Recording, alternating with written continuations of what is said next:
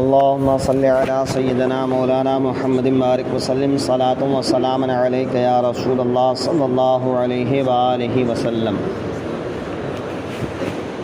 جیسا کہ کل کہا گیا تھا کہ دوسرے پارے کی جو پہلی آیت ہے وہ تحویل قبلہ کے مسئلے کے اوپر ہے۔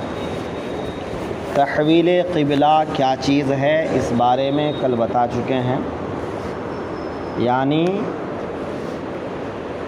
قبلہ جس طرف ہم منہ کر کے نماز پڑھتے ہیں تو حضور صلی اللہ علیہ وسلم شروع میں مکہ شریف کی طرف خانہ کعبہ کی طرف، پھر جب مدینہ تشریف لے گئے تو بیت المقدس کی طرف، 16 مہینے کے بعد 17 مہینے کے بعد پھر خانہ کعبہ کی طرف منہ کرنے کا حکم ہوا، اور آج وہی چلا آ رہا ہے۔ یہ آیت اصل میں یا تو یہودیوں کے بارے میں نازل ہوئی یا پھر مشرکین کے بارے میں نازل ہوئی یا پھر منافقین کے بارے میں یا پھر سب کے بارے میں، کیونکہ یہ بات کہنے میں سبھی شامل تھے، سبھی شریک تھے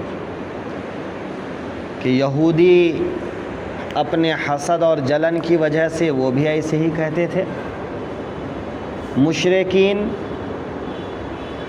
وہ بھی ایسے ہی بولتے تھے، ان کو تو ہر بات میں شک تھا۔ رہے منافقین، منافق کس کو کہتے ہیں؟ منافق کہتے ہیں اس آدمی کو جو زبان سے اسلام اور مسلمان ہونے کا دعویٰ کرے کہ وہ مسلمان ہے، وہ کلمہ پڑھ رہا ہے، نماز پڑھ رہا ہے، روزہ رکھ رہا ہے، لیکن دل سے انکار کرے، دل سے انکار کرے، تو زبان پر کچھ اور دل میں کچھ، اس کو کہتے ہیں منافق۔ حضور سرور عالم صلی اللہ علیہ وسلم کی ظاہری حیات تک کسی آدمی کا نام لے کر کہنا کہ یہ آدمی منافق ہے، یہ حضور کو جائز تھا، حضور کو جائز تھا، کیونکہ وہ اللہ کے نبی تھے، ان کے پاس وحی آتی تھی، اور کسی کے دل کا حال اللہ ہی جانتا ہے، اور اس کے بتانے سے اس کے حبیب جانتے ہیں، یا جو حبیب صلی اللہ علیہ وسلم کے دیوانے ہیں، جن پر حبیب کا کرم ہو جائے وہ جانیں، ورنہ ایک عام مسلمان کسی آدمی کا دل چیر کر دیکھنے کا مکلف نہیں ہے۔ وہ زبان سے جو بولے گا اور وہ اپنے عمل سے جو کرے گا، اسی اعتبار سے اس پر حکم لگایا جائے گا کہ وہ مسلمان ہے یا مسلمان نہیں ہے۔ تو حضور کی ظاہری حیات تک کسی کو نام لے کر کہنا کہ یہ آدمی منافق ہے، حضور کو جائز تھا۔ اب ہمارے لیے کسی کو منافق کہنا جائز نہیں، کیونکہ نہ ہمارے پاس وحی آتی ہے اور نہ ہمارے پاس ایسا کوئی علم ہے۔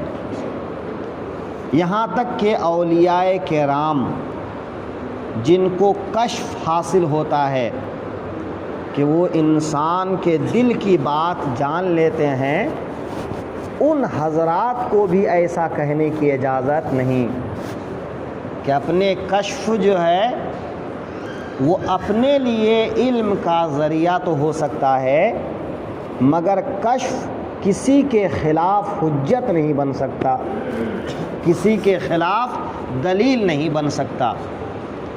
کوئی کہے کہ میں اپنے کشف سے جانتا ہوں کہ یہ انسان ایسا ہے، اور اس کی وجہ سے قاضی ان کو سزا دے دے، ایسا نہیں ہو سکتا۔ یہاں دلیل چلتی ہے، اور دلیل یا تو زبان سے بولنے سے یا پھر آدمی اپنے ہاتھ پاؤں سے جو کام کرتا ہے اس سے معلوم ہوتی ہے۔ لہٰذا اب کسی کو جائز نہیں کہ وہ کسی کو منافق کہے۔ ہاں، منافق والی عادت حدیث پاک میں بیان کیا۔ آقائے دو عالم نے الگ الگ حدیثوں میں الگ الگ عادتوں کو بیان کیا اور ارشاد فرمایا کہ جس آدمی کے اندر یہ عادت دیکھو تو سمجھو کہ اس کے اندر نفاق کی، منافقت کی یہ خصلت اور عادت موجود ہے۔ وہ آدمی منافق نہیں، چونکہ ہم کو آپ کو منافق کہنے کا حکم نہیں ہے۔ ہاں، منافق کی علامت، منافق کی عادت، منافق کی خصلت کسی آدمی میں ہو سکتی ہے۔ حدیث پاک میں خالص منافق جو کہا گیا ہے وہ حضور کے اعتبار سے، لیکن ہمارے اعتبار سے کیا ہے کہ نفاق کی علامت، نفاق کی عادت کسی انسان میں پائی جا سکتی ہے، تو بہت سے لوگوں میں پائی جاتی ہے۔ حضور سرور عالم صلی اللہ علیہ وسلم فرماتے ہیں جب آدمی بات کرے تو فحش بات کرے، جھوٹ بولے، جب جھگڑا کرے تو گالی گلوچ کرے، اس کے پاس اگر امانت رکھی جائے تو امانت میں خیانت کر دے، ہے نا؟ تو ایسا آدمی منافق کی عادت رکھنے والا آدمی ہے، حدیث پاک میں کہا گیا ایسا۔ تو کسی آدمی کو منافق کہنا آج جائز نہیں ہے۔ تو اس زمانے میں منافق تھے، زبان سے کہتے تھے ہم مسلمان ہیں، لیکن جب باہر جاتے تھے اپنے لوگوں میں ملتے تھے بولتے تھے ہم تو بہت بیوقوف بناتے ہیں، ہم تو ان کا مذاق اڑاتے ہیں، ان کے سامنے ان کی جیسی بات اور اپنے لوگوں کے سامنے اپنی جیسی بات، ہے نا؟ تو اس طرح سے جو ہے وہ اپنے اندر کفر چھپائے رکھے تھے اور زبان سے اسلام کا اقرار کرتے تھے۔ آقائے دو عالم صلی اللہ علیہ وسلم نے ارشاد فرمایا اے لوگو مجھے غیب کا علم ہے، جب سے دنیا ہوئی اور دنیا ختم ہونے تک، یہاں تک کہ جنتی جنت میں جائیں گے، جہنمی جہنم میں جائیں گے، مجھے سب کے بارے میں معلوم ہے، اگر تم چاہو تو پوچھ لو، میں منبر پہ کھڑا ہوں، جو چاہے پوچھ لے۔ آقائے دو عالم کا ارشاد ایسا ہے کہ مجھے غیب کا علم ہے۔ یہ منافقین ہنسنے لگے، دیکھو یہ کہتے ہیں ان کو ابتدائے دنیا سے لے کے قیامت تک کی خبر ہے اور ہم ان کے سامنے بیٹھے ہیں تو ہمارے بارے میں تو معلوم ہی نہیں ان کو کہ ہماری زبان پہ کچھ ہے اور دل میں کچھ ہے۔ اللہ تعالیٰ کو یہ بات نہ گوار گزری کہ میرے محبوب کو عیب لگائے گا، فوراً وحی آئی محبوب اب چھپانے کا دن نہیں ہے، اب تک چھپانے کا حکم تھا آپ نے چھپا لیا، بس اب چھپانے کا دن گیا، اب کیا ہے محبوب نام لے کے پکارو اور مسجد سے نکالو۔ آقائے دو عالم صلی اللہ علیہ وسلم نے نام لے لے کے کہا اے فلاں تم منافق ہو، نکلو میری مسجد سے۔ بھری مسجد میں نام لے لے کر حضور نے فرمایا فلاں منافق ہے میری مسجد سے نکل جائے، فلاں منافق ہے میری مسجد سے نکل جائے۔ اس طرح منافقوں کو حضور نے مسجد سے نکالا۔ کیا ہوا؟ بھانڈا پھوٹ گیا کہ اب تک تو جو رہی صحیح عزت تھی کہ بنتے تھے ادھر آ کے مسلمان اور ادھر جا کے کچھ، بھانڈا پھوٹ گیا۔ اچھا، کچھ ایسے بھی تھے جن کا نام حضور مسجد میں ظاہر نہیں فرمائے، لیکن حضور صلی اللہ علیہ وسلم کے ایک صحابی حضرت حذیفہ ابن یمان بسر حضور کے رازدار تھے، جو بات کسی کو نہیں بتاتے وہ بات ان کو بتاتے، جو بات کسی کو نہیں بتاتے وہ بات ان کو بتاتے۔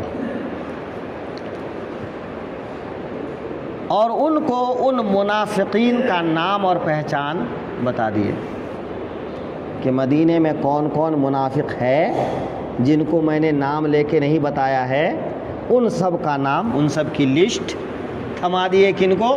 حضرت حذیفہ کو۔ اب جو ہے جب مسلمانوں میں کوئی ایسے آدمی کا انتقال ہوتا جس پر لوگوں کو شبہ ہوتا، آدمی جیسا ہوتا ہے نا اپنے عمل سے ویسا اپنے آپ کو ظاہر کر دیتا ہے۔ زبان جو ہے ایک دلیل ہے دل کی، کہ انسان کے دل میں کیا ہے وہ زبان پر کبھی نہ کبھی آ جاتا ہے۔ تو دل کی دلیل اور حجت کیا ہے؟ زبان ہے۔ تو لوگوں کو معلوم پڑ ہی جاتا ہے کہ یہ آدمی کیسا ہے۔ تو جب ایسے شک والے لوگوں کا انتقال ہوتا تو صحابہ کرام پھٹ سے جنازے میں نہیں جاتے تھے، جبکہ صحابہ کرام تو نیک کاموں میں آگے آگے رہتے تھے نا۔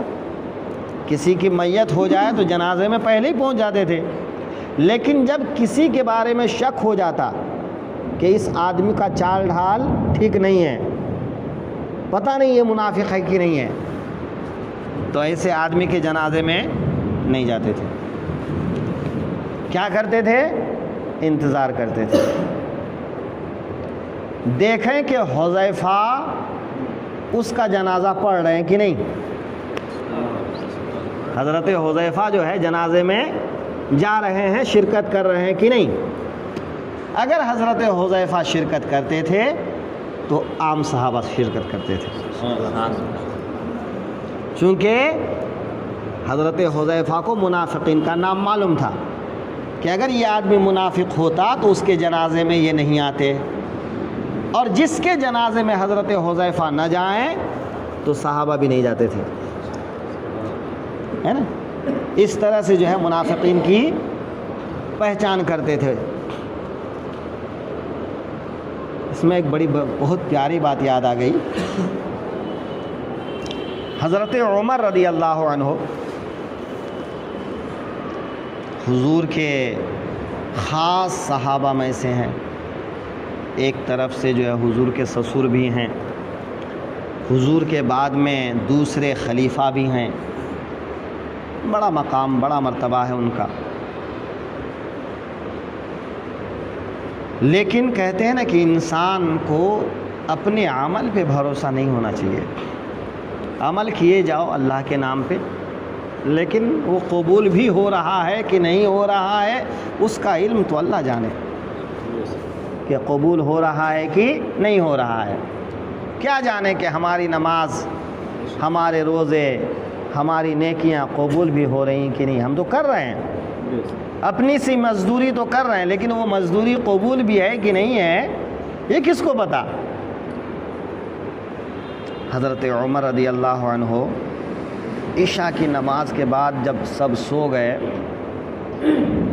حضرت حذیفہ کے دروازے پہ پہنچ گئے، دروازے پہ دستک دیے۔ حضرت حذیفہ آئے، دروازہ کھولے، خلیفۃ المسلمین 62 سال کی عمر ہو گئی ہے، 63واں سال چل رہا ہے، داڑھی سفید ہو گئی ہے، بدن اب جو ہے کمزور ہو گیا ہے۔ سامنے خلیفۃ المسلمین کو حضرت حذیفہ نے دیکھا تو پوچھا، اے امیر المومنین، آپ حکم کر دیتے میں چلا آتا، کسی خادم کو بھیج دیتے میں آپ کے پاس چلا آتا، آپ میرے پاس کیوں چلے آئے؟ بولا ساری باتیں دروازے میں کرو گے یا اندر بھی بلاؤ گے؟ کہا یہ اندر تشریف لائے۔ حضرت عمر اندر گئے، بولا ہاں اگر کچھ خلافت سے متعلق بات ہوتی، سلطنت سے متعلق بات ہوتی، مسلمانوں کے متعلق بات ہوتی تو تم کو بلا لیتا، لیکن آج میں اپنی سلطنت اور خلافت کے بارے میں بات کرنے نہیں آیا، کچھ نجی معلومات کے لیے آیا ہوں، نجی بات کرنے آیا ہوں،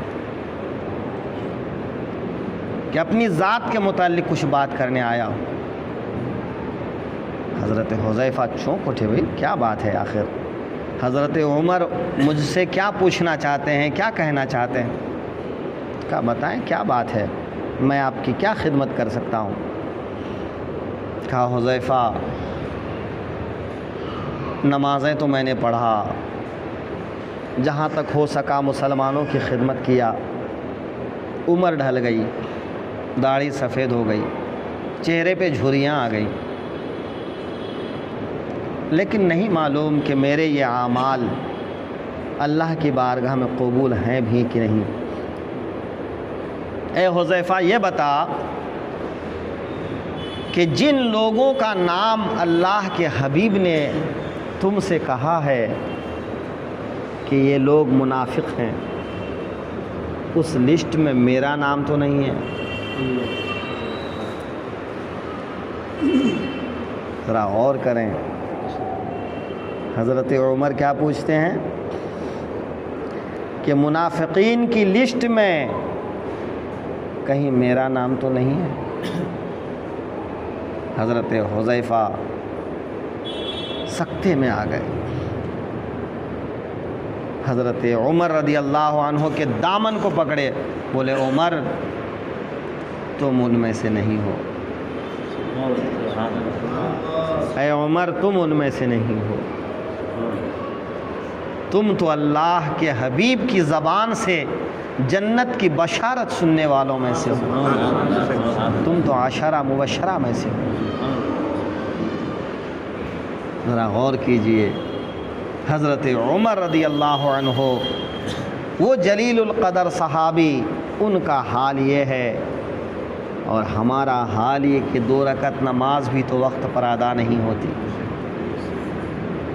ہم اپنے آپ کو نمازی کہتے ہیں، حاجی کہتے ہیں، غازی کہتے ہیں، کیا کیا نہیں کہتے تھکتے، جبکہ ہمارا حال یہ ہے کہ سر سجدے میں ہوتا ہے لیکن دل کہیں اور ہوتا ہے۔ تو یہ سب بہت سی ایسی باتیں ہیں کہ انسان اگر غور کرے تو انسان یہ دنیا جہان چھوڑ دے۔ حضرت عمر رضی اللہ عنہ کے خوف خدا کی بات ہے، ایک دن ایک تن کا ہاتھ میں لیتے ہیں، ایک گھاس، سوکھی ہوئی گھاس تن کا ہاتھ میں لیتے ہیں، کہا عمر کاش کہ تیری ماں نے تجھے جنم نہ دیا ہوتا، تو ایک تن کا ہوتا، ایک سوکھی ہوئی گھاس کی طرح سے ہوتا، تو کم سے کم تجھ سے پوچھا تو نہ جاتا کہ تو نے دنیا میں کیا کیا، حساب و کتاب کا مکلف تو نہیں ہوتا۔ حضرت عمر رضی اللہ عنہ فرماتے ہیں کہ اگر فرات کے کنارے ایک کتا بھی پیاسا مر جاتا ہے نا، تو عمر کو ڈر لگتا ہے کہ کہیں اس کتے کے بارے میں پوچھا نہ جائے کہ عمر تو نے اس پیاسے کتے کی خبر کیوں نہ لی۔